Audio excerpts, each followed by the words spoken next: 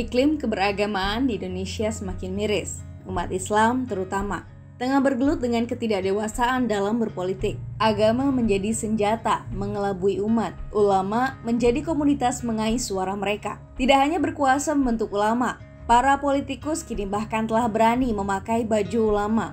Remang-remang kegaduhan 2024 sudah terdengar dan para politikus telah bermain api dari sekarang. Pada Selasa, 9 November kemarin, sekelompok orang yang tergabung dalam Ijtima Ulama dan Pemuda Islam Indonesia mendeklarasikan dukungan untuk Sandiaga Uno. Mereka mendukung Sandiaga Uno untuk maju sebagai Capres 2024. Deklarasi tersebut digelar di Cipinang Cempeda, Jakarta Timur. Tampak para hadirin datang ke lokasi dengan memakai jubah, sorban dan atribut keagamaan lainnya.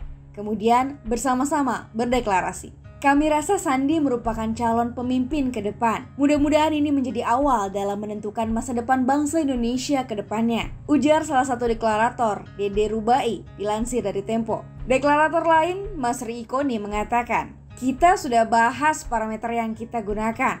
Orangnya santun, Indonesia, kemandirian, punya wawasan nasional internasional, energik, dan dari semua kandidat hanya ke Pak Sandi. Sebenarnya di waktu yang sama, Majelis Ulama Indonesia (MUI) juga menggelar Ijtima Ulama Komisi Fatwa se-Indonesia ke-7 di Hotel Sultan Jakarta. Beberapa hal yang bakal dibahas terkait kebangsaan dan keumatan mulai dari khilafah hingga pinjaman online dan cryptocurrency. Ketua MUI bidang fatwa Asrorun Niam Soleh menjelaskan, forum tersebut akan membahas masalah strategis kebangsaan seperti kriteria penodaan agama, jihad, dan khilafah di NKRI.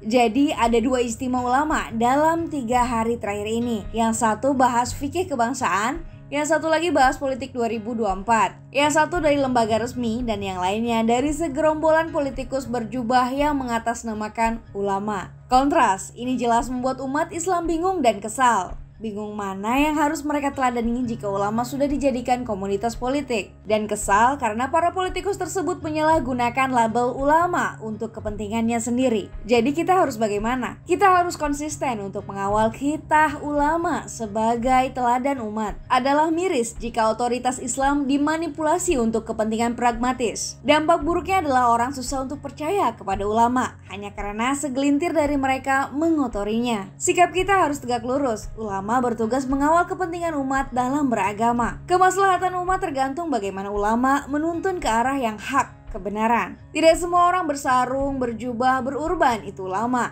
Kita harus melihat perilaku mereka. Ijtima ulama yang berisi dukungan capres kemarin sejatinya adalah ijtima politikus. Kesepakatan para politikus untuk dukungan di tahun 2024 mendatang. Ijtima politikus berkedok ulama tersebut harus dipandang secara gamblang, transparan, ihwal agenda terselubung mereka. Sikap kita dengan demikian jelas, menentang politisasi ulama dan ulamaisasi politikus. Politik Indonesia adalah politik demokratis. Semua orang bisa mendukung siapapun, berhak memilih siapapun dalam pilkada maupun pemilu. Namun demikian, ruang demokratis tidak membenarkan eksploitasi agama. Karena itu jelas mencederai demokrasi itu sendiri. Seandainya ijtima dukungan capres kemarin jujur menamai diri sebagai ijtima pemilu atau ijtima politikus, maka tidak masalah. Masalahnya adalah pada kata ulama. Apakah dengan demikian seorang ulama tidak dibenarkan membentuk koalisi politik? Jelas sangat dibolehkan. Namun politiknya adalah politik yang berorientasi kemaslahatan. Misal, beberapa tahun lalu almarhum Mbah Mun dan Habib Lutfi menegaskan dukungannya untuk Jokowi dan beberapa ulama lain menegaskan dukungannya untuk Prabowo. Tidak masalah. Di sini perlu ditegaskan bahwa yang terlarang adalah hipokrisi